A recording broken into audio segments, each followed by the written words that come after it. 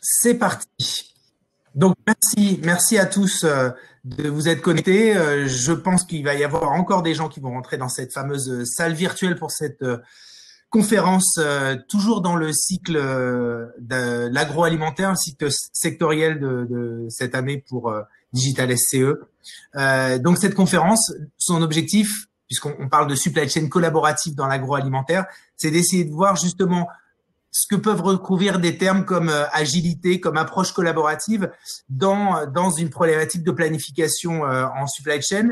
Et on va le voir au travers de 3 mises en œuvre, de 3 cas clients, des clients de l'éditeur Sedapta Osis. Alors, vous connaissez sans doute cet éditeur, notamment en France, peut-être plus pour la partie Osis, qui était et qui est toujours d'ailleurs la partie pilotage de production, suivi de production avec les MES.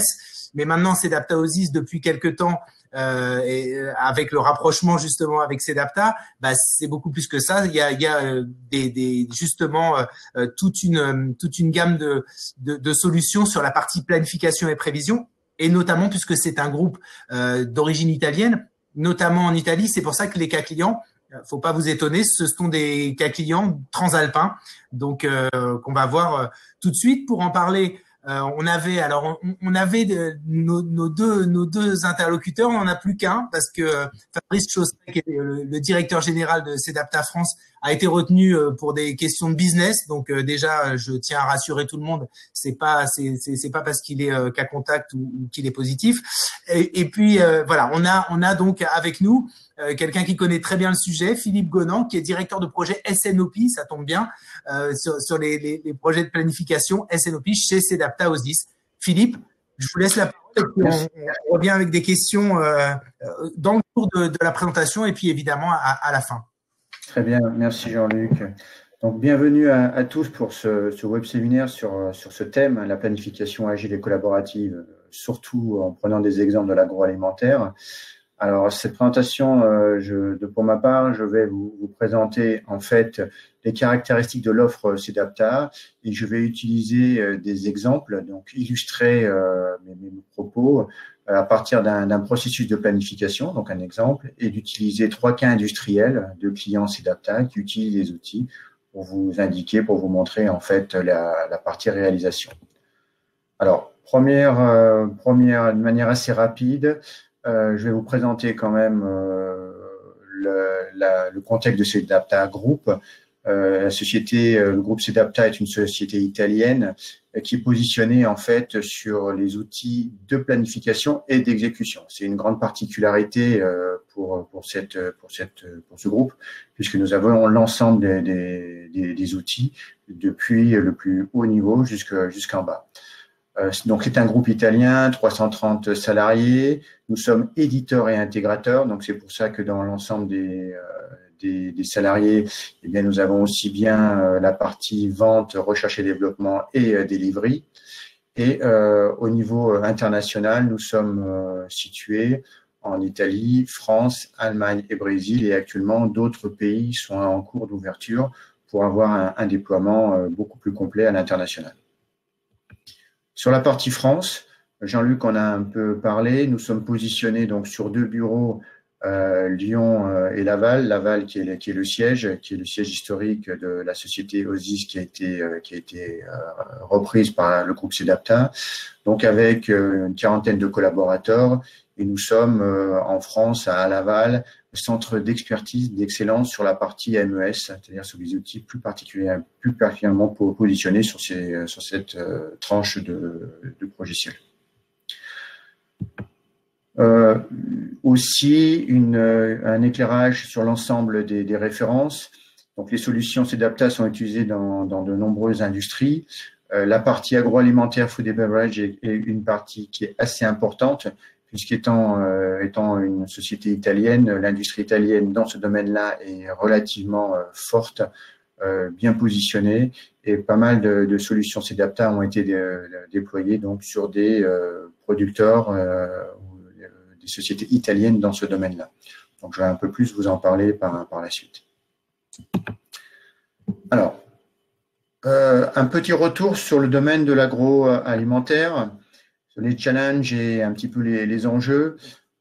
C'est une industrie qui est très variée, puisqu'il y a un certain nombre de branches ou d'activités diverses et variées. C'est une industrie qui est en perpétuel mouvement, qui est aussi pas mal influencée par les normes qualité. On a pas mal entendu parler de sujets dans les dernières années. Donc, la notion de qualité, législation et traçabilité est une part aussi très importante à prendre en compte. En fait, fort impact également de la grande distribution, donc du besoin client, de gérer le côté service client et communication avec la grande distribution.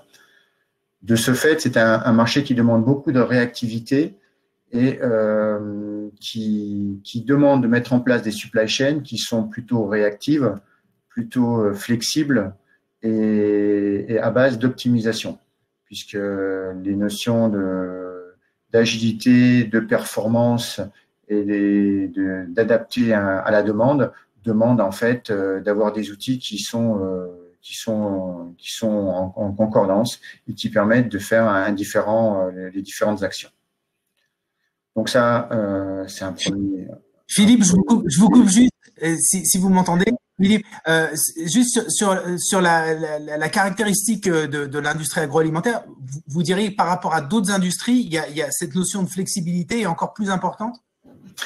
Alors, déjà, l'industrie en tant que telle a plusieurs sous-secteurs. Que l'on soit sur des produits frais ou sur des produits périssables, je dirais le concept est différent. Cependant, une des grandes particularités, c'est que c'est une industrie qui a beaucoup évolué, qui est en perpète évolution.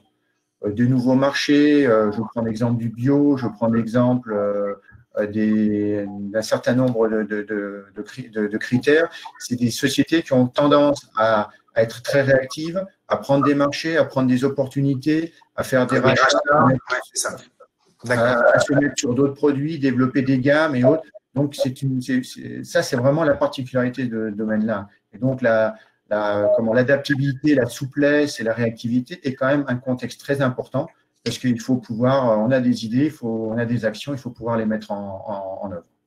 C'est surtout ça qui se dégage dans cette industrie. Ok, merci. Alors, justement, quand on compare en fait un certain nombre d'éléments, notamment les canaux de distribution, la qualité des produits ou les processus achats, on a pris exemple d'un certain nombre d'éléments. Par exemple, sans opposer la distribution avec la grande distribution ou la distribution via des grossistes ou des distributeurs, en fait, va demander des processus différents. Et de ce fait, la logistique ou la réactivité va être différente. Également, il faut bien prendre en compte que la plupart des sociétés ne sont pas dans l'un ou dans l'autre mode. Il faut être capable également d'assurer la mixité de ces approches, puisque la plupart des sociétés travaillent aussi bien pour la grande distribution, c'est incontournable, que d'essayer de mettre en place, de défendre leur gamme, de mettre en place leur propre réseau. Quand on regarde sur la notion de qualité, sur la qualité produit, eh bien évidemment, la problématique n'est pas la même sur des produits frais que sur des produits périssables ou peu périssables. La notion de date de limite de consommation ne sont pas les mêmes. La qualité sur les produits ne sont pas tout à fait les mêmes. Et l'impact sur la distribution ou sur le mode de distribution peut être aussi tout à fait lié sur les produits frais. Et évidemment, on est obligé de prendre des commandes avant 11h ou 14h pour mettre dans le camion et il faut pouvoir livrer la commande qui est prise le matin. Pareil sur les processus d'achat, le sourcing, eh bien, suivant les matières qui sont utilisées, eh bien, il peut y avoir des supply chains qui demandent une réactivité et une application à moyen terme ou sur du très court terme. Lorsqu'on est sur des matières plutôt spéculatives, rares, qu'il faut aller approvisionner, chercher dans des régions du monde qui sont plutôt éloignées, évidemment, la problématique de planification ne va pas être la même par rapport à une réactivité d'une matière courante que l'on peut avoir à côté de chez soi et pour lequel on peut avoir plusieurs types de fournisseurs capables de pouvoir les livrer dans les délais nécessaires. Donc, Alors, lorsqu'on regarde un certain nombre de critères, hein, ceux que j'affiche ne sont pas les seuls, et bien évidemment, on va trouver des différences et des besoins de réactivité particuliers pour pointer plus ou moins une problématique. Alors, justement, les supply chains doivent s'adapter et doivent être très, très différentes en fonction des différents cas. Cependant, tous les industriels dans cette industrie vont être plutôt à résoudre leurs problématiques de processus interconnectés. Aujourd'hui, une supply chain dans le monde de l'agroalimentaire doit travailler sur des processus interconnectés, c'est-à-dire de travailler de A à Z et d'avoir la vision complète sur l'ensemble des éléments qui représentent le flux. Par rapport à sans doute des processus déconnectés que l'on peut avoir encore et qu'on peut trouver encore.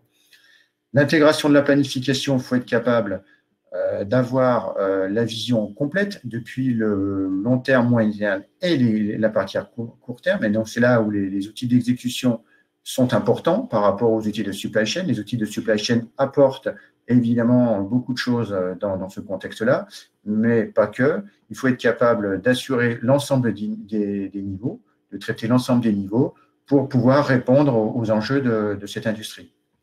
Et donc, le dernier point, on va dire la communication ou la collaboration va être aussi très, très utile, puisque les outils vont apporter un certain nombre de choses, mais l'organisation et la réactivité et l'apport des hommes va être très, très importante pour que la supply chain soit réactive.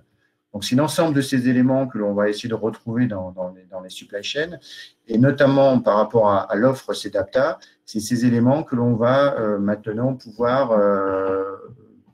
sur lesquels on va pouvoir s'appuyer.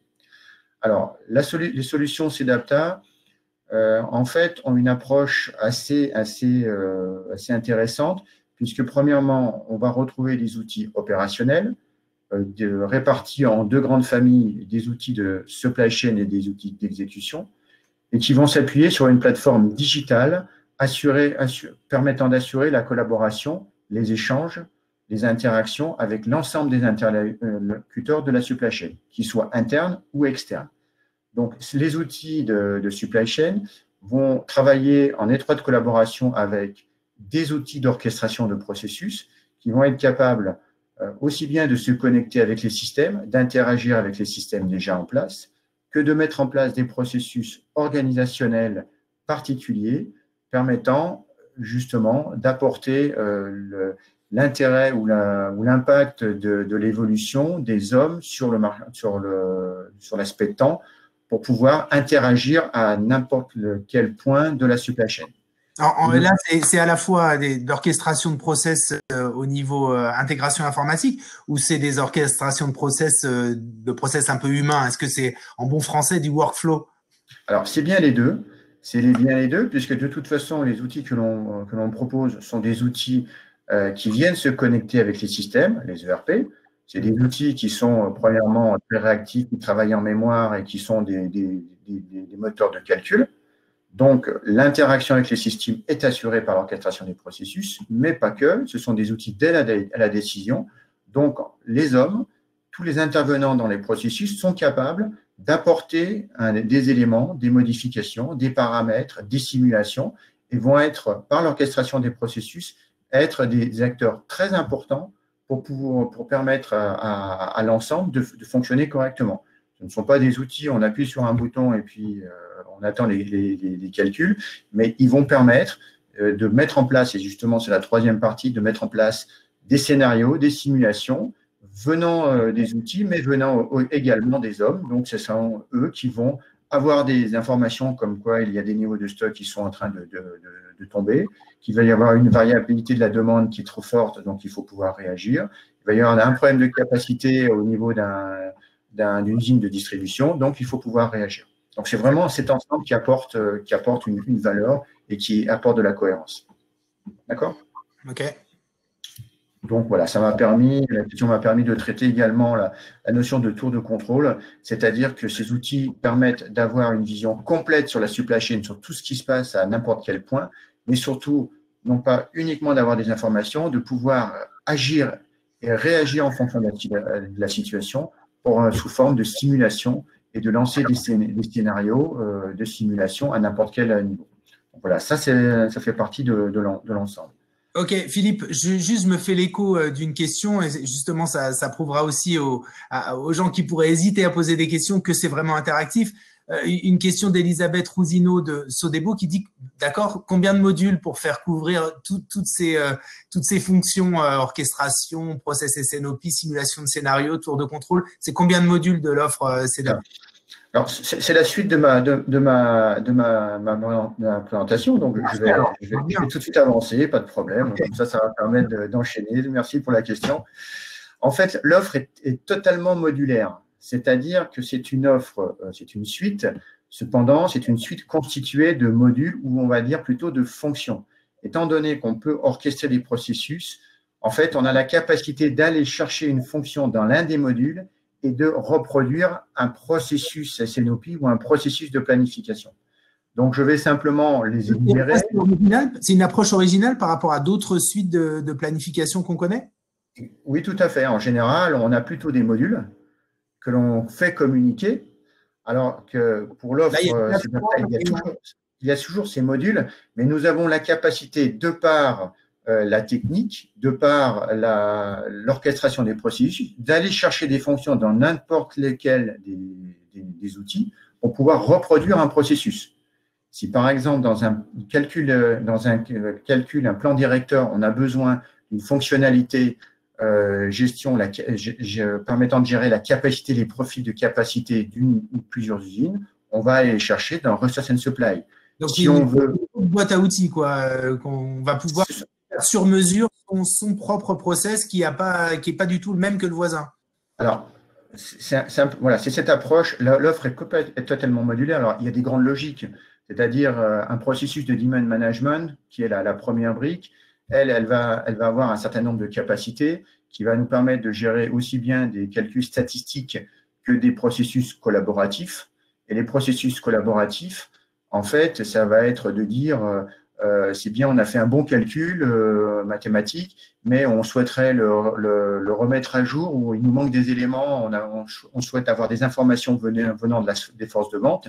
Donc, donnez-nous les informations et nous, on va refaire des calculs. Vous souhaitez proposer des promotions ou des points, je dirais, sur différents points, comment on peut les prendre en compte ou comment on peut les corriger par rapport au passé. Donc voilà, ça, c'est peut-être des exemples qui peuvent être utilisés. Donc ça, c'est sur la première brique demand management. On va ensuite pouvoir constituer une approche de plan directeur à moyen terme ou à court terme à partir des outils inventory management et resource and supply planning. Inventory management beaucoup plus pour le calcul des stocks, des niveaux de stock à différents niveaux, multiniveaux, que ce soit des stocks statiques ou dynamiques. Donc, d'avoir la capacité, de par les outils de calcul, de remettre à jour sur des fréquences très courtes, de prendre la demande, d'aller chercher non pas uniquement les prévisions, mais d'aller s'ajuster par rapport à la demande pour tout ce qui est flux sur stock ou tout ce qui est variation des commandes clients. L'outil Resource and Supply va nous apporter un pilotage et une vision complète de la supply chain depuis le sourcing, en passant par les productions et en passant par la distribution, en présentant des outils à capacité finie ou sous contrainte à capacité finie, prenant en compte, par exemple, les différents profils de capacité, les alternatives au niveau des usines ou les alternatives au niveau de la demande client pour pouvoir satisfaire et établir des quotas lorsque la production n'est pas suffisante. Philippe, on a compris qu'il y avait 8 modules. Peut-être faire un focus sur un ou deux qui sont particulièrement originaux, mais moi j'ai un peu peur qu'on n'ait pas assez de temps pour parler des cas clients qui sont très intéressants. Donc, je vais essayer d'avancer rapidement. Donc, pour finir sur cette présentation, il y a bien la présentation des outils SNOP qui est sur la partie haute, que les outils de MES pour saisir les informations, avec la particularité d'avoir des outils d'ordonnancement à capacité finie, notamment sur les lignes de conditionnement qui sont souvent présentes dans le domaine de l'agroalimentaire, et surtout établir en fait un compromis entre la demande et la productivité. Donc ça, ce sont des outils qui sont également présents dans l'offre et qui sont dans la partie mode. Donc je vais peut-être passer un peu plus vite, Jean-Luc, tout à fait. Alors, au niveau des processus, justement, SNOP, comme l'industrie est plutôt vaste et plutôt importante, il faut être capable de pouvoir positionner des processus à plusieurs niveaux. Alors, notamment, je vais donner deux exemples en comparatif, un marché sur les produits frais et plutôt un marché qui fonctionne en réseau de distribution. La différence, c'est que le produit frais va demander une réactivité très importante, à savoir que la commande, elle arrive souvent le matin pour être mise dans le camion, et le réseau de distribution va souvent mettre en place plusieurs niveaux, depuis une plateforme centrale jusqu'à une distribution sur des entrepôts plutôt régionaux ou situés dans différents points. Et sans oublier que le fonctionnement en mode mixte, parce que très souvent, les entreprises sont obligées de fonctionner aussi bien sur des produits, on va dire, stockés, distribués, plutôt sur prévision, que sur des produits à la commande où il faut pouvoir réagir de manière très rapidement. Cette réaction n'est pas uniquement sur le réseau de distribution, mais il est également sur la production, être capable de bouger son planning de production de manière très rapidement, parce qu'on a un des flux qui est en train de prendre de l'importance. Alors, lorsqu'on compare le mode de distribution, enfin, on va dire, on est beaucoup plus sur un enchaînement de fonctionnalités, c'est-à-dire identifier les bons niveaux de stock ou optimiser les flux de production, vont demander évidemment d'anticiper la demande et d'avoir une vision complète du sourcing jusqu'à la demande. Donc, dans ce cas, les outils qu'on va mettre en place vont être de type, des outils qui vont traiter la demande client, les commandes et les prévisions, en comparatif à des outils qui vont permettre de réapprovisionner et de dimensionner les réseaux de distribution, soit sur les commandes, évidemment, soit avec des prévisions. Et tout ça, les deux parties alimentées par un plan directeur ou un plan de distribution, capacité finie ou sous contrainte, qui permet d'alimenter les deux briques. C'est un schéma tout assez classique, là. Un schéma assez classique. Simplement, il y a quand même deux types de flux, et notamment les réseaux de distribution, puisque dans ce cas, il faut être capable d'alimenter le réseau de distribution, les plateformes et les entrepôts régionaux, on va dire, en cascade sur plusieurs niveaux, et donc de réagir à partir de la demande. D'accord ? Et le deuxième point, c'est que, étant donné que nous avons l'offre complète, on est également capable de piloter la partie production, donc en fait, en général sous l'ERP, pour pouvoir dynamiser et pour pouvoir être capable d'assurer cette réactivité par rapport à l'exécution. Alors, par rapport à un mode justement frais, où on a une demande qui est beaucoup plus au jour le jour, puisque voilà, on a des prévisions, mais c'est surtout la demande, la production et le cycle de production qui est important. Donc, il faut être capable de tirer la distribution plutôt sur des flux logistiques et plutôt de production. Donc, la problématique se retrouve en fait plutôt sur la production pour avoir les bonnes qualités de produits, éviter de la casse et de jeter des produits pour que les produits fabriqués soient directement expédiés et vendus aux clients. Donc, dans ce cas, on a un processus qui est un peu plus simple où, en fait, on va intégrer un plan directeur plutôt court terme et un plan de distribution intégré plutôt court terme, lié avec un ordonnancement à capacité finie qui va pouvoir dynamiser et prendre et réaliser les modifications en production de manière très agile et très rapide, permettant de satisfaire ces demandes qui sont plutôt sur du court terme. Là, c'est la réactivité qui prime, quoi. Voilà, là, c'est la réactivité qui prime, donc on a besoin de moins de modules, entre guillemets, on a une intégration plus forte et surtout la réactivité de l'ensemble qui est importante puisque ce type de marché demande de la réactivité. Alors, je vais vous donner un exemple rapide sur un processus, sur une illustration d'un processus établi en deux parties, un processus de prévision des ventes et un processus de réapprovisionnement d'entrepôts. Donc, on est en cas d'une société qui a mis en place un processus SNOP avec une charte SNOP. Nous sommes plutôt une organisation globale sur plusieurs pays avec plusieurs unités de production et une équipe de vente qui va avoir pour objectif d'assurer ce lien entre des produits qui sont fabriqués sur stock et des produits qui sont gérés à la commande. D'accord ? Donc, on va avoir le démarrage d'un processus par la petite case verte et le clin d'œil qui nous permettent de donner des alertes. Dès qu'il y a quelque chose qui va se passer sur la supply chain, eh bien, l'un ou l'autre des interlocuteurs va pouvoir être alerté sous forme de cette alerte. Donc, l'organisation orchestrateur va nous permettre de gérer, premièrement, cette répartition sur plusieurs niveaux ou un calcul statistique qui va être l'étape d'après, va être proposé aux responsables des ventes, qui a pour objectif de répartir en fonction de ces zones et en fonction de ces commerciaux, en fait, les calculs qui ont été communiqués. C'est là où la stratégie de la société peut être adaptée. On veut pousser sur tel marché, sur tel produit, sur telle zone. On veut privilégier les produits qui ont la meilleure marge et ainsi de suite. Donc, ce sont des… C'est un process SNOP, là encore, un peu classique, non? Ou Celui-là est classique. Donc, voilà, alors je vais peut-être passer, même parce que je sens un peu le temps aussi passer. Ce que je veux dire, c'est qu'il est classique, simplement dans le sens de réactivité. C'est l'outil d'orchestrateur qui va nous permettre de réactivité. Si l'outil est classique, le processus, lui, est piloté par un outil collaboratif qui va donner des alertes, qui va communiquer les informations, qui va aller chercher tout ce qui est nécessaire pour faire tourner le processus. Donc, s'il est classique dans son fonctionnement, il est très dynamique dans son utilisation. D'accord. D'accord.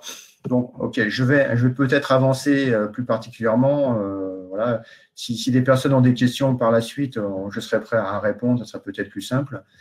Ce que je veux dire, c'est que par la suite, il est possible d'avoir des échanges dans les deux sens, puisqu'on a descendu les informations du responsable jusqu'aux commerciaux. Les commerciaux sont également capables de remonter toutes les informations au jour le jour ou dans la période que l'on leur demande, c'est-à-dire de faire ces comparatifs entre les commandes et les futures prévisions que eux sont en train de sentir sur le marché, le client, les régions, le produit qui tourne bien, comment je fais pour les remonter. Donc, ce sont des informations qui sont prises en compte. Donc, le processus collaboratif permet dans les deux sens de descendre et de remonter.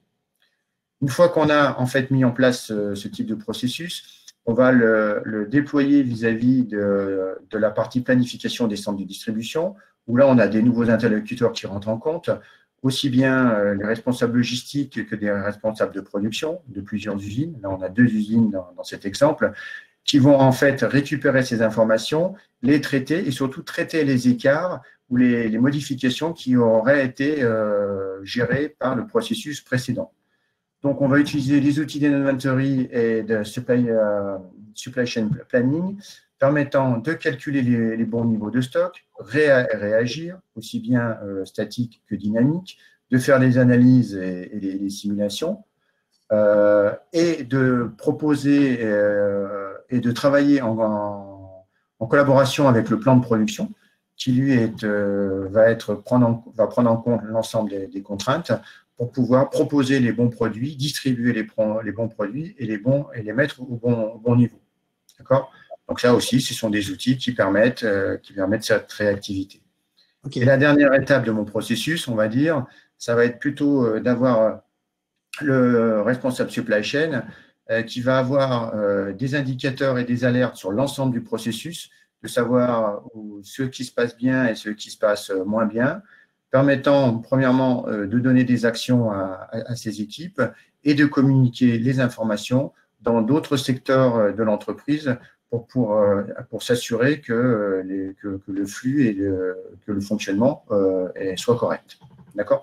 Donc ça, c'est un petit exemple avec des écrans, avec une explication de texte où là, je suis peut-être un peu pressé, donc j'avance assez rapidement pour pouvoir constituer en fait un processus complet SNOP à base de fonctions, aussi bien de demand management, de collaboratif, de plan directeur, de gestion d'un réseau de distribution, de gérer des capacités de production et d'assurer que l'ensemble des acteurs soit utilisé dans le processus.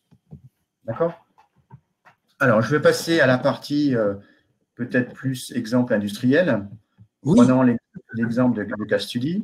Est-ce qu'il y a peut-être, Jean-Luc, il y a des questions avant de passer? Il y a une question là qui vient d'arriver par rapport à des logiciels plus classiques. Votre plateforme et son design est sans doute assez évolutif et nécessite des modifications fréquentes. Enfin, c'est une question, hein, c'est pas une affirmation. Comment gérez-vous cela et à quelle fréquence? Alors, qui va le gérer, mais alors déjà, il y a deux types de modifications. Il y a surtout des modifications de données. Donc, les modifications de données sont gérées automatiquement par l'orchestration des processus. Et il y a les modifications des paramétrages. Des paramétrages vont dépendre en fait de l'évolution, par exemple dans une usine, sur un réseau de distribution. Donc, ce sont des choses classiques. S'il y a une évolution des profils de capacité, il faut les indiquer au système. S'il y a des modifications de capacité dans un entrepôt, il faut pouvoir les modifier, les indiquer au système, comme tout système. Ouais, mais là, je pense que la question, c'était aussi plus, finalement, là, vous avez piqué notre curiosité sur la boîte à outils qu'on peut aller finalement picorer comme ça, mais on va la picorer et là, ça demande quand même un peu de développement. Imaginons que on change le process parce que on lance une nouvelle ligne de produit ou voilà.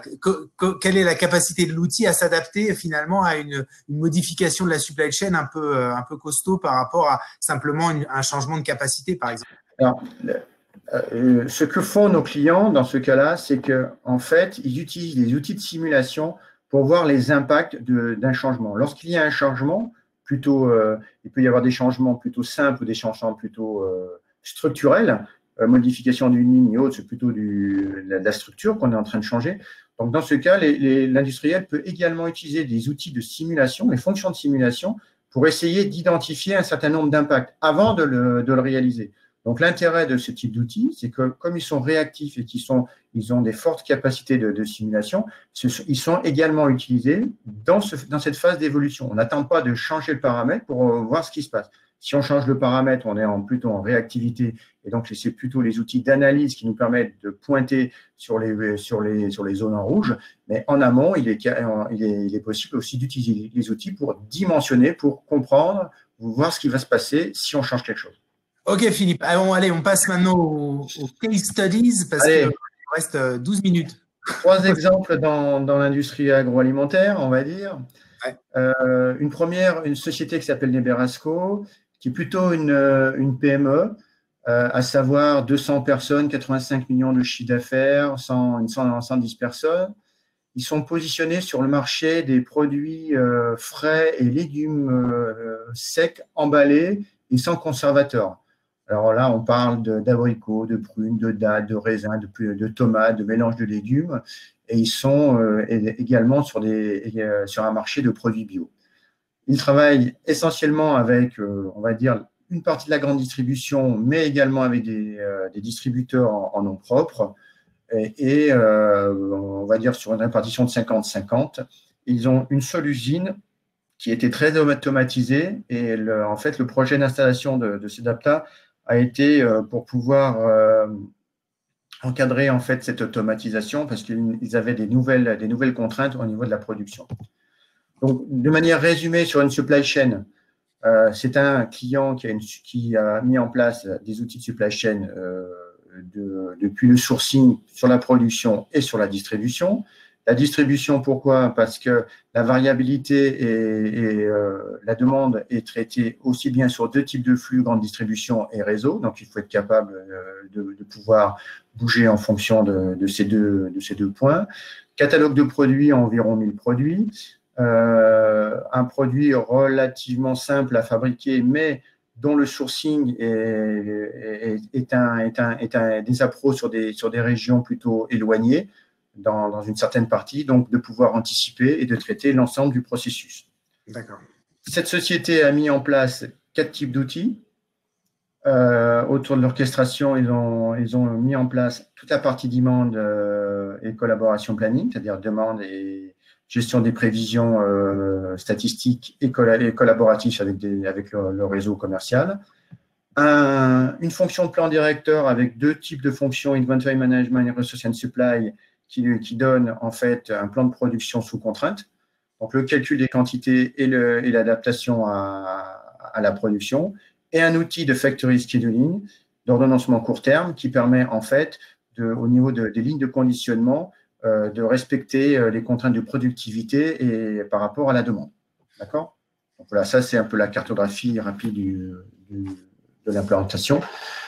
Les points et l'apport de ce type de solution, ça a été évidemment de mettre en place un processus SNOP complet, de gérer les prévisions statistiques et collaboratives sur les dimensions régions, références et semaines, de s'adapter au niveau de stock et au niveau de service de l'entrepôt pour pouvoir distribuer, de mettre en place évidemment un plan de production complet sur l'ensemble des points, depuis le sourcing jusqu'aux prévisions.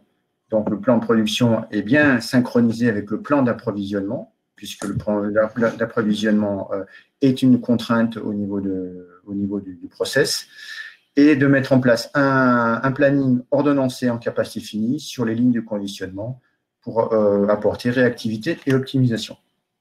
Donc ça, c'est un exemple, un premier exemple. Deuxième exemple, on va proposer une société qui est plus importante, puisqu'on est sur un groupe italien de 500 millions d'euros de chiffre d'affaires, 4 marques, 5 usines en Italie, qui a la particularité de produire du panettone. Donc voilà, pour ceux qui sont friands de ce type de produit, c'est un des leaders pour ce type de produit. Et une production essentiellement en Italie. 80% de la production est distribuée en Italie à travers une plateforme centrale et des entrepôts régionaux. Donc, dans ce cas-là, au niveau de la supply chain, on a bien une supply chain globale. Ils travaillent également pour la grande distribution, mais à partir de distributeurs sur leur propre réseau. Donc, la notion de prévision et de variabilité de la demande était importante. La particularité sur la production, c'est que sur les 5 usines et sur les 2 niveaux de distribution, un travail avec du co-packing, c'est-à-dire de la capacité externe était utilisé pour justement apporter cette réactivité, et les flux de co-packing ont été intégrés au niveau des outils de planification. Donc, 5 usines de production, je l'ai indiqué. Philippe, pareil, co-packing, on l'intègre, ça veut dire qu'on va l'intégrer aussi dans le workflow de l'outil? Dans les outils de planification, effectivement, ce sont des flux qui permettent de distribuer et d'alimenter en fait ce sous-traitant, ce flux de co-packing en fonction de la saisonnalité, en fonction de la demande et en fonction du côté régional où il est nécessaire d'avoir plus de produits et à quel moment. D'accord? OK. Au niveau de l'intégration, là, nous sommes en intégration. La particularité de cette intégration, ça a été fait que les outils ont été mis en place avec l'ERP, qui est SAP. Et en fait, différents lots de projets ont permis d'utiliser l'aspect modulaire de SIDAPTA pour intégrer un certain nombre d'outils. À la fin de l'implémentation, donc de l'ensemble, en fait, l'ensemble, dans ce cas de la chaîne, a été utilisé depuis la partie demand management, la partie plan directeur et plan de distribution, et la partie court terme, exécution, c'est-à-dire capacité finie et shop floor, ont été déployés dans l'ensemble des usines. D'accord ? Et pas la tour de contrôle? Alors, les outils de simulation ne sont pas traités de la même façon, puisqu'en fait, beaucoup de choses sont traitées au niveau des SAP. En fait, on est plus en outils qui permettent d'alimenter en fait l'ERP sans utiliser l'ensemble des modules. OK. Voilà, donc au niveau des améliorations et des solutions et fonctions, donc les prévisions pour traiter les promotions et tout ce qui vient évidemment de la grande distribution ou de l'impact sur le marché, les taux de service, Un outil a été utilisé notamment pour mettre en place, pour piloter un site de web collaboratif, donc qui était en frontal de l'outil collaboratif. On a intégré évidemment un plan directeur à tous les niveaux et notamment le co-packing, j'en ai parlé, a été intégré dans le plan de distribution avec les alertes sur les capacités de stockage. Et on est allé au plus bas niveau puisque le plan de production est traité à court terme en capacité finie. D'accord ? Et puis il nous reste 5 minutes. Hein. Voilà, il me reste juste deux slides, on va dire. Et questions.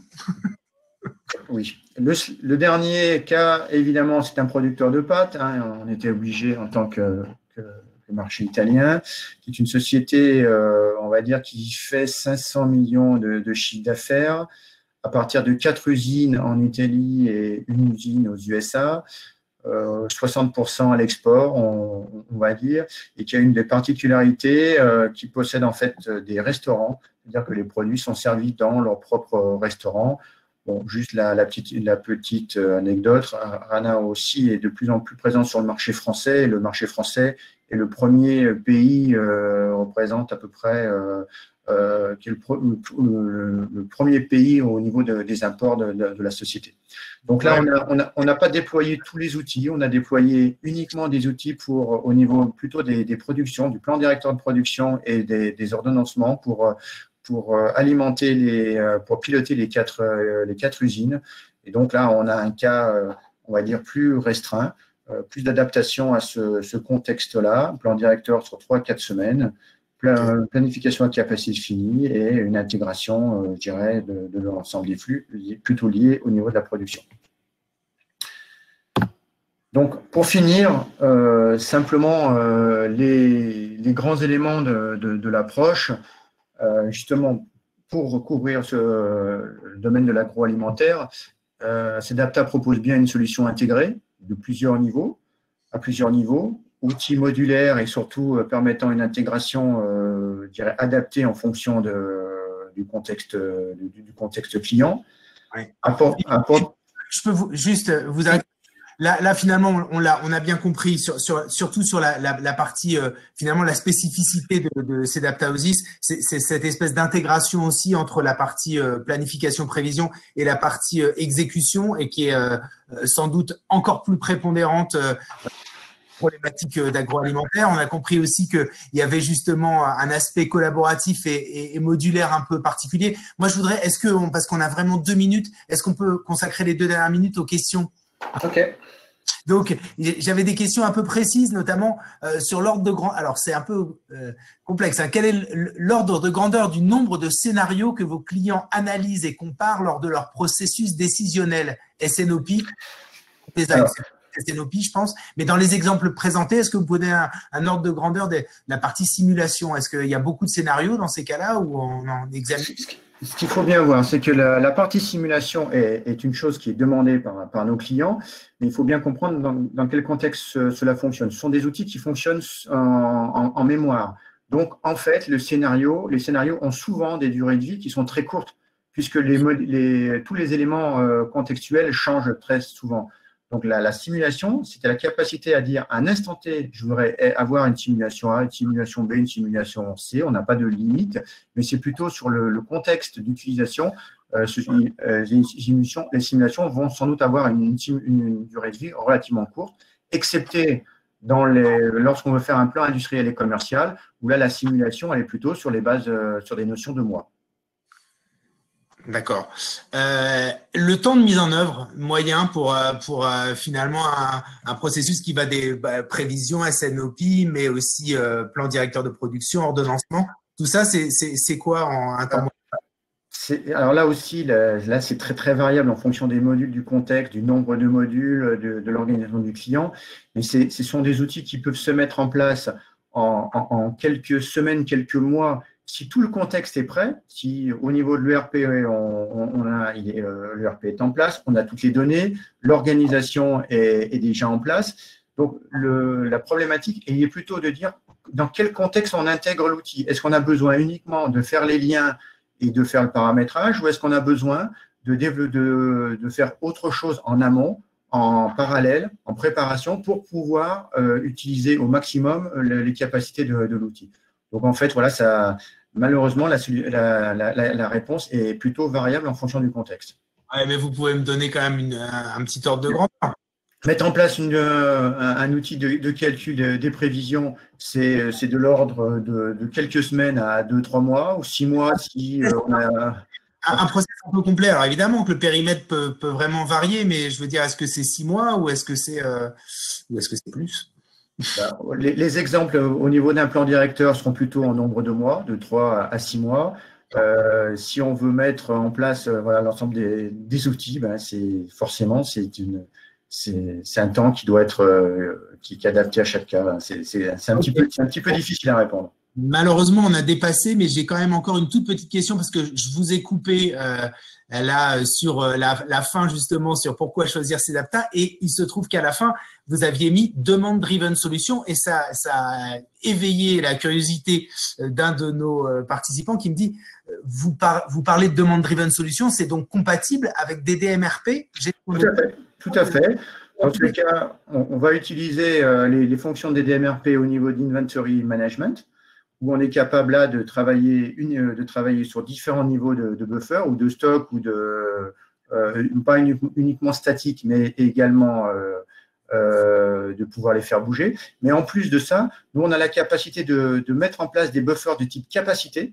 Donc, on va plus loin que des DMRP, c'est-à-dire qu'un flux de supply chain, on va pouvoir avoir des buffers de type physique sur des niveaux de stock pour pouvoir les remettre à jour, mais également protéger l'ensemble du flux sur des buffers de type capacité et les positionner au bon endroit et au bon moment.